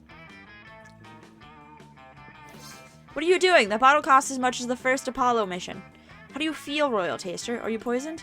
Well, you're not poisoned, but you're pretty fucking wasted. You give all the Mirandas you can see 2 big thumbs up. A job well done. Now Vera is sure not to be poisoned. Well, yeah, because there's no scotch left to be poisoned by. Don't listen to her. You did well. Come with me. I have some other beverages you simply must verify for safety. You spend the rest of the night getting wasted on expensive liquors at Miranda's place. Courtship never tasted so good.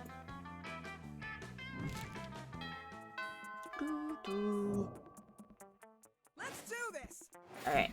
Gotta make money. Around the corner, you hear the sound of princely singing and eelish maracas, which can only mean one thing. Oh, Mr. Feel the Eel. I'm just so excited for the winter surf party I could... Sing? Oh, I guess I was going to say that I'm so excited I could burn down a medium-sized village, but singing is a great idea too. Let's do it. A whole new surf. Mr. Feel the Eel harmonizes perfectly with Miranda's feudal ballad. A whole new surf. Though you have served me through and through, all your feudal lord, if I get bored, I'll kill and replace you. Give Miranda and her murderous eel a standing ovation. You were already standing, so technically you just started clapping, but it still counts. I didn't even see you there, fellow serf. You're definitely not a serf, but you're also not about to correct an eel with a hidden switchblade. Beautiful singing, princess. It's such an honor to join you in the magical wonder of song. You know, it's times like these that I'm so happy that I have serfs. I mean, if you weren't here, who would listen to my lovely singing voice? Me? Listen to my own voice? I don't think so. So sad. Sniffle, sniffle. Just the thought of Princess Miranda's song going to waste. Wah! Oh, don't cry, Mr. Feel the Eel. I know what will make you feel better. Extensive and laborious party planning.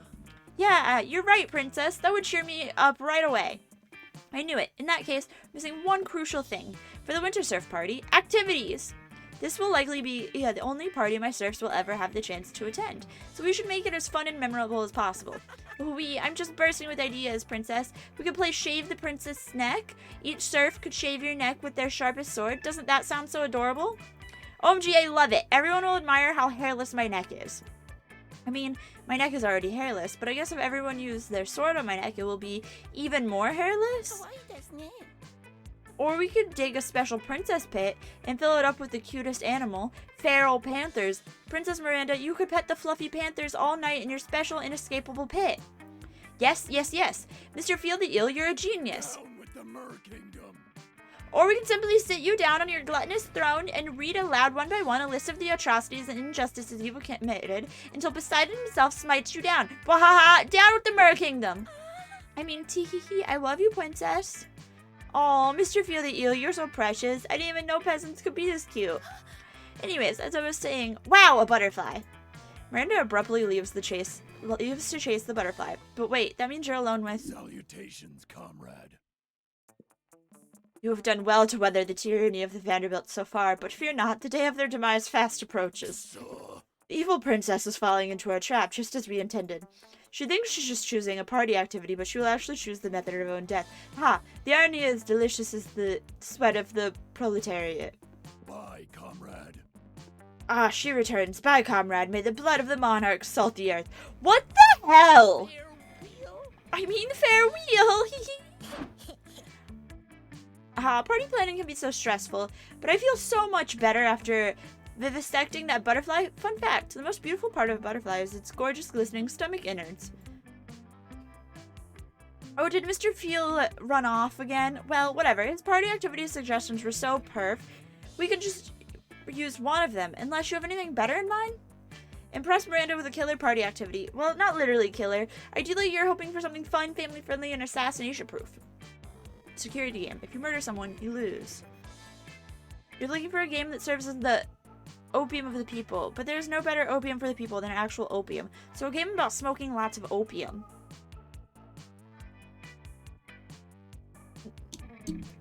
I don't...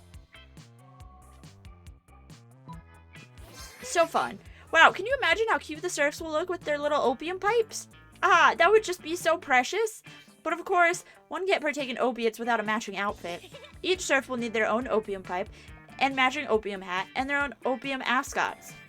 Yes, yes, absolutely. It'll be so adorable. Opium is the perfect party activity. Plus, it's family friendly. Is it? Is opium family friendly? Is anyone out here doing opium with their family? Miranda's Mer Kingdom produces plenty of opiates to stock the party, but in order to find a fashionable ascot for each and every serf, Miranda's father has to conquer 2 peaceful democratic republics. That's the wrong 2. Isn't Daddy the best? It wasn't easy to bring those kingdoms under the Vanderbilt's iron fist, but it'll be worth it for those outfits. The world takes a step away from the shining light of democracy, but you take a step towards Miranda's heart. You gain 2 creativity and 1 charm.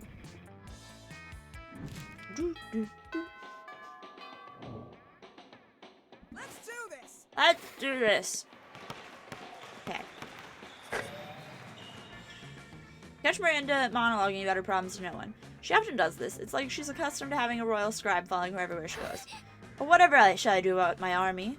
We haven't had a proper war in months, and the soldiers are becoming ever so anxious.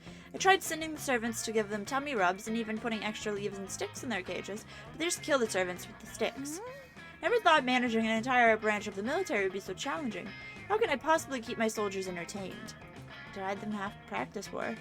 1,000 pinatas. 1,000 pinatas is fun! You know of my kingdom's living pinatas then? No? Then divine providence must have guided your suggestion. Each year, hundreds of peasants are required by law to volunteer to be stuffed with candy and suspended from ropes throughout the palace. Why? Like, why?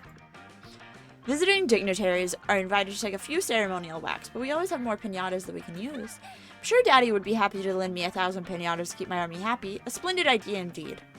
There's no reason you should be guilty about this at all. You gain 2 boldness and 1 smart. Look at me, I'm so well-rounded. Let's do this. Let's do this.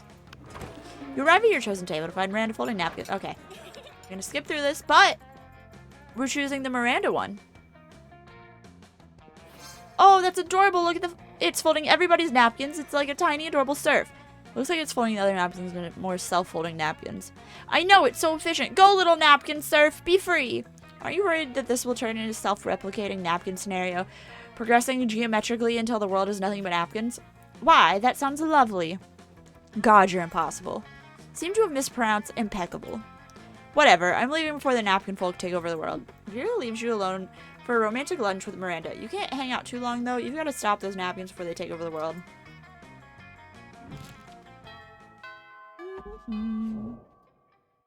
Let's do this. Let's do this. Yeah, let's get my charm up. 2 charm. Youth is a gift.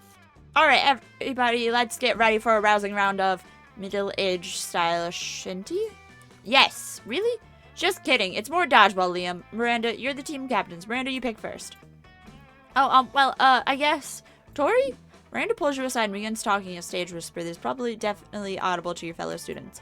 It's always a great blow to my honor to lose at anything, even a foolish peasant sport like dodging balls. Quite frankly, I'm not even sure that you're up to par, but you do seem like you spend a great deal of time examining our fellow students, almost if you're obsessively ranking them in your mind as to whom would be the best prom date, or some such thing. Oh man, did Miranda call you out or what?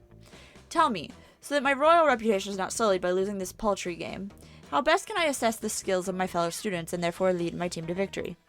Great question. Time to take a royal stab at her heart. Not literally, though, but coming up with an equally great answer. Loyalty is crucial, so who admires you most by having your classmates compose ballads about you? It's creativity. It's not about the students as individuals. Think about how they fit together, like an elegant set of silverware. Yes. Not so smart. Cool. Why, Tori, that might just be the most stupidest suggestion you've ever made. I may not fully be able to wrap my mind around the logic of simple peasants. Why would anyone want to be poor anyway? But I simply would never go so far as to compare them to fine dining set, which is far superior to any of them. Beer is expensive, elegant, deadly, but nothing as wonderful as a diamond caviar spork. Polly is fun and impractical, but I wouldn't dare put her in the same sentence as a quadruple chopsticks. You think Damien is anywhere close to as angry or as pointy as a meat triton? I am shocked and offended that you would compare our horrific classmates to the most beautiful items in all of existence.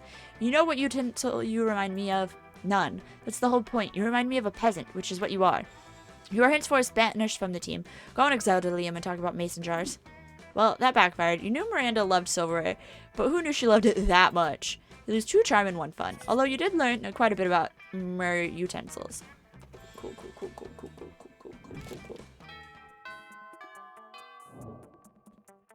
Let's do this. Cool. Later, you, Vera, and Random each prepare your case for the Ruthless Rhetoric class. Your scenario for the week: monsters finally rule the world, but puny humans still demand equal rights. How will you deal with such audacity? 14-hour workday, media censorship, start a fictional war. Ugh, that sounds like so much work. Can't we just throw money at them? Oh, or cake. Heard if you let them eat cake, they calm down. What about you? Do you have any ideas? You're not one of those group members who just lets everyone else do the work, are you? Just remember the 3 R's: relocation, re-education, reintegration. Problem is that they're not happy, so let's repress them into happiness. This sounds like smarts. That was fuck. Why? Not again. You broke Miranda. Been over this. Never mention satisfied peasants to her. I'll have to carry this team again. Strip. You'll be the blood sacrifice. Vera uses your blood to bargain with a demon for the debate when you lose 2 creativity and 1 boldness. Your dignity and possibly your soul. It's fine. Let's do this. I just need 1 money and 3 charm. W chooses quite crowded. Liam sits across from Miranda, who is flanked by 2 well-dressed servants. One of the servants cuts a slice of Salisbury steak and feeds it to the other. Seriously, Miranda, you have servants to chew your food for you? What? Of course not. That would be barbaric. The servant happily swallows the Salisbury steak. I have servants to eat for me. They're called eating serfs. Don't you have any? First of all, no, I don't eat food. Second of all, that totally defeats the purpose of eating. Aren't you worried about starving? Why would I be? My serfs get all the calories I need to stay fit and healthy. I have no objective reason to care about this, but suddenly it's all I care about. Someone convince Miranda to stop this madness. You should start this madness. All food you could take pictures of without having to eat any of it. You might have a point there. For too long, I've needlessly ordered off the cafeteria menu, leaving my food untouched, even as I take the most artistic grams. I justified the wastefulness by the intense artistic merits of the photographs, but I need to compromise no longer. Finally, I can have my cake and pay someone else to eat it too. Still, Miranda, this makes way less sense for someone who actually needs to eat to survive. Oh, you're just jealous of how cute my serfs are. Eat up, little guys. I'm not full yet. Seriously, how does Miranda keep from starving to death? Do they put an IV in her while she sleeps? Whatever, she's happy. Do, do, do. Let's do this. Let's do this. Alright. You notice Polly bent over her phone while Miranda tries to peek over her shoulder. Something really interesting must be going on Polly's phone. When you get closer, though, you see Polly's just on horny dating app TM again, swiping right on everyone. Miranda seems entranced, though, and a little worried. What did you say this was called again? Horny dating app TM? And it's an app for finding true love? Sure. But I never knew. I have spent countless hours going to royal balls and kissing frogs and pretending to be in a magical slumber. When I can simply have been using this app? I mostly just use it for collecting dick pics. What are those dick pics? Tokens of affection? Oh, alas, to be so far behind my quest for love. I am 19 years old, practically an old maid, and only now learning of this? Oh, how will I ever make up for lost time? Don't worry, I'll coach you in the mysterious ways of horny dating app. You'll have a whole harem in no time. That's boldness. You still don't have horny dating app. Why should you worry about horny dating app when you can actually own a horny dating app? Why don't you? Yes. Damn it! Ah, yes, of course. I'll solve this problem just like Daddy solves all the problems, by spending money on it. Once I've purchased horny dating app TM, true love will surely find me. Oh man, look at this message it's got.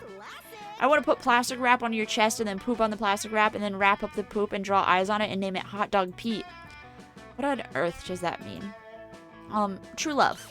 It doesn't sound like true love at all. Perhaps horny dating app TM is not so beautiful and chaste after all. Ha, nope. How could you let me believe there was? Both of you should be ashamed of yourselves. Nah, I'm not planning to be ashamed of myself until after I meet up with the person who sent me that message. Miranda storms off in disgust. You also storm off in disgust. Everyone is disgusted. You lose 2 fun and 1 charm. As long as I don't fuck up, I could still go to prom with her. Let's do this.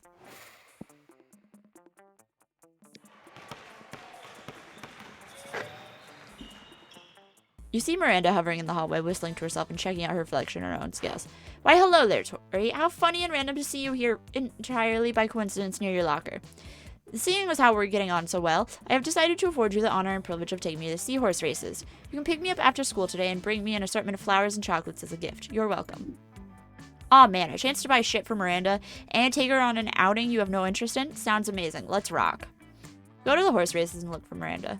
She's wearing a beautiful and intricate horse race hat. Unfortunately, a sudden gust blows the hat away. You could swear that you could hear the wind whispering, "Not enough budget." But it surely must have been your imagination. No, my hat! Hey Tori, I'm here. Hi, look at this. Daddy always gives me money when I go to the seahorse races. It isn't much, of course. Only 3 million money, but it should still make things more fun to bet. Of course, nothing would sour this lovely date faster than picking a losing horse, so I'll put this daunting choice entirely on you. How should we choose the winning seahorse so that this day goes down in memory as a pleasurable experience rather than a sign that we should never speak again? Yikes, no pressure then. But no worries, you know the perfect method for choosing winning seahorses. Is by taste. That's bold.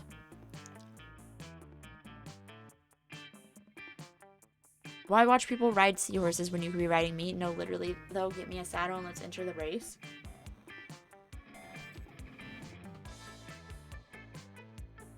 Ride is bold? What's the top one?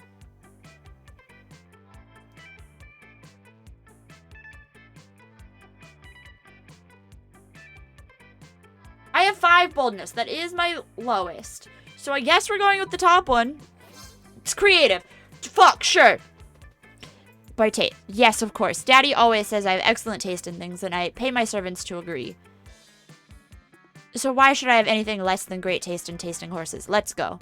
You and Miranda sneak down to the stables where the race seahorses are kept and proceed to lick every single last one. Oh, most excellent Romanian sapphire tastes a little like strawberries and cream and sunshine. Yuck. Grand Slam pricks? Whatever. 4,000 tastes like dirt. Definitely not a winner. My goodness, little perfect pixie sunburst jumbotron, and it tastes just like rotten fish. A true delicacy in my kingdom. This will be the winning seahorse, I'm certain of it. You and Miranda put all of your combined 3,000,001 money down and hurry back to your seats. Is that? Yeah, that's 3 million. The race is beyond exciting, nearly too close to call. Bubbles everywhere, waves crashing, merjockey jockeying for position, until finally, yes, little perfect pixie sunburst jumbotron has won the race. Huzzah! Truly, Toy, you have a spectacular taste in women, and seahorses as well, it would seem. I eagerly await further gifts with your winnings from today's event. I would describe this date as certainly pleasant and absolutely consider you a viable suitor. You may kiss my hand. Wow, for Miranda, that's like third base. Yes, you gain 2 money from that bet and 1 charm from that hand kiss. Alright. Cool. Sure. Let's do this. Yeah. You arrive at your table to find the coven eating, and Polly and Miranda screaming. We're under attack! Alarm! Alarm! Summon the guards! They're using their bizarro mind powers on me. The cute tall one is my less attractive evil twin. She uses shades just like me, clearly because the evil twin thing. We're not attacking anyone. We're eating? What do you mean less attractive? Lies. Subterfuge. Ah, I can feel them in my brain, making me less cool and sexy. Ah! Every single lunch hour. Can't allow your friends to be attacked. Quick, save them from the fiendish menace. Joust them in Miranda's honor. You slap a colander on your head, a baking sheet on your chest, and a jousting lance under your arm. My hero, charge! Vanquish the invaders. Whoa, hey, we don't want any trouble. We'll just move over there. Victory. The day is saved. Oh, valiantly fought, noble champion. Whoa, did those 3 just disintegrate into a pile of turtles, or am I just super high? I think that question pretty much answers itself. Yeah, my nose itches. Okay. Let's do this. Alright, let's just get more charm, just to be safe. After advising her with the party drinks and activities, Miranda decides to officially invite you to join her party planning committee.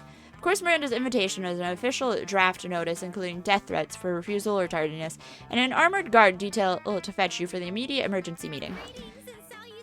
I'm so glad you could make it. Welcome you two to our final official planning meeting for the Winter Surf Party. Woohoo! It's an honor to be on Princess Miranda's Divine Committee. The Serfs are so excited for the party. And I'm excited too. I can't wait to see the looks of joy on the faces of the serfs. It warms a ruler's heart. However, there has been a slight planning setback. A few dozen serfs have had the audacity to die during their party preparation work.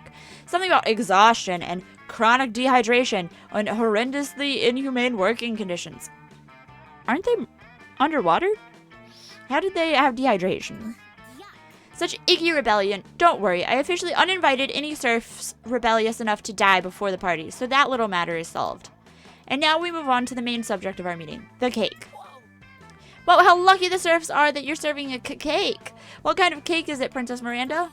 Good question, Mr. Feely Eel. We're serving many great cakes. My most anticipated one is the simple angel food cake. 2 main ingredients in the cake are angels and food. It'll be the most delicious cake ever. I'm told that macerated angel meat gives the most delicate, subtle flavor. I wouldn't know, of course, as my eating serfs handle all of my tasting for me. This cake sure sounds heavenly. Princess, did you get my joke? But since the cake will be the centerpiece of the whole party, simply you tasting the dish just won't be enough. Once I saw a man hop out of a cake at a bachelorette party. I'm unsure how he lost all of his clothes, but the effect was incredible. Yes, we'll need some kind of marvelous surprise inside the angel food cake. What kind of surprise would excite the serfs?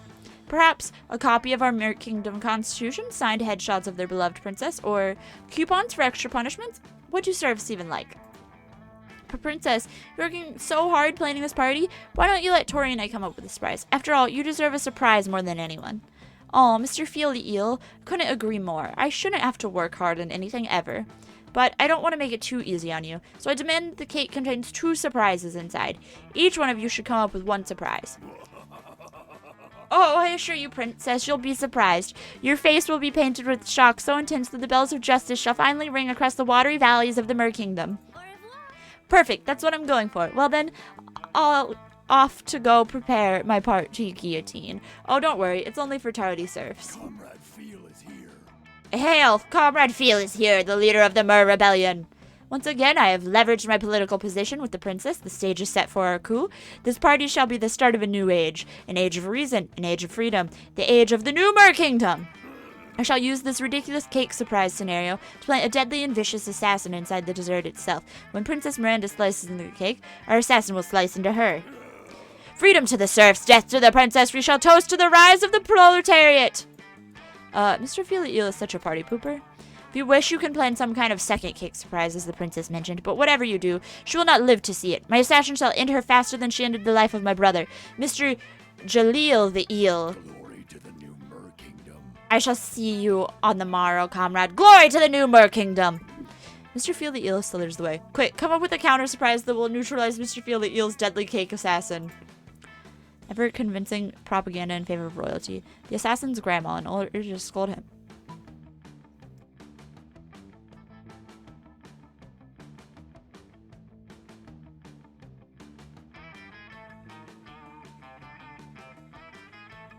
I think one of these is bold. No, one of these is creative and one is smart.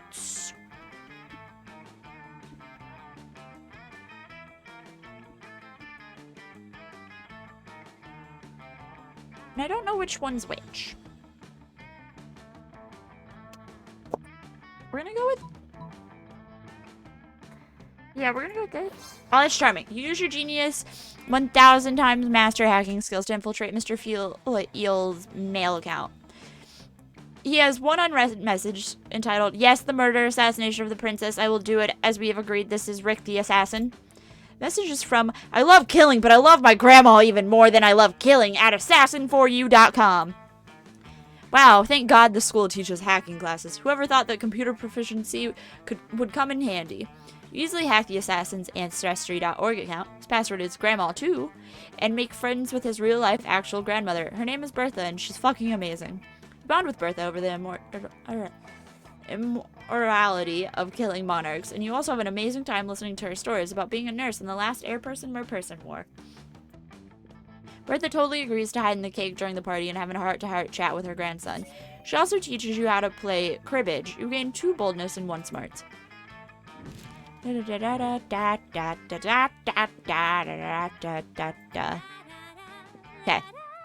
do this. Yeah, let's do this. Don't be silly, Tori. This is no time to be asking about prom and other commoner celebrations. It's time for the Royal Winter Surf Party Mandatory Celebration Festivity of Surfly Service. Yes, my princess, it will be a party to die for. Oh, Mr. Feel the Eel, your words are so kind and completely devoid of any underlying meaning. Indeed. Oh boy, you hope your efforts to disarm all Mr. Feel the Eel's plans for the assassination have worked. The day of the party happens, and your plans succeed. Revolution is more important than cake. You prepared such a kick-ass party that you stopped Miranda Serfs from assassinating her. It's not every day you can say that you've arranged a party so dope it stopped a coup. A part of you feels some guilt for using dirty tricks to keep exploited serfs from seeking freedom from a violent tyranny. But the guilt is heavily overshadowed by the joy of seeing Miranda happy. Yes, cake is better than revolution. So apparently, that also gives you a secret ending if you fail. If you let Miranda die is another secret ending, so at some point we are going to be doing that. We are going to try and purposely let Miranda die.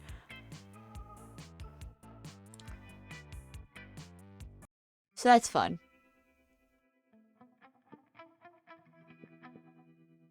Alright, let's see. Miranda used her vast knowledge of serfs to get a job handpicking the best serfs for other people.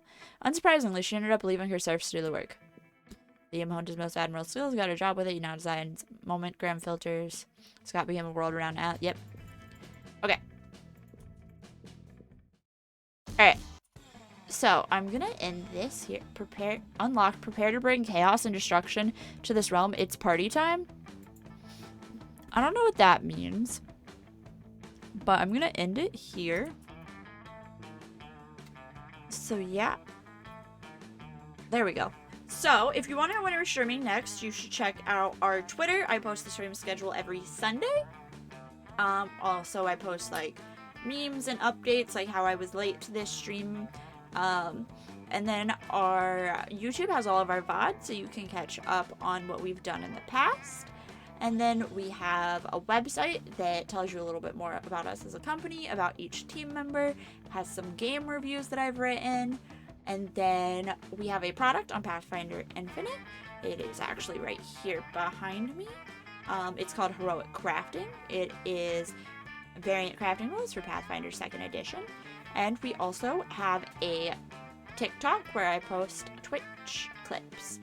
So let me see if there's anyone to raid, and then I will send you all on your way. Do do do do do. Do do do do do do do do do do do do do. Is there really no one?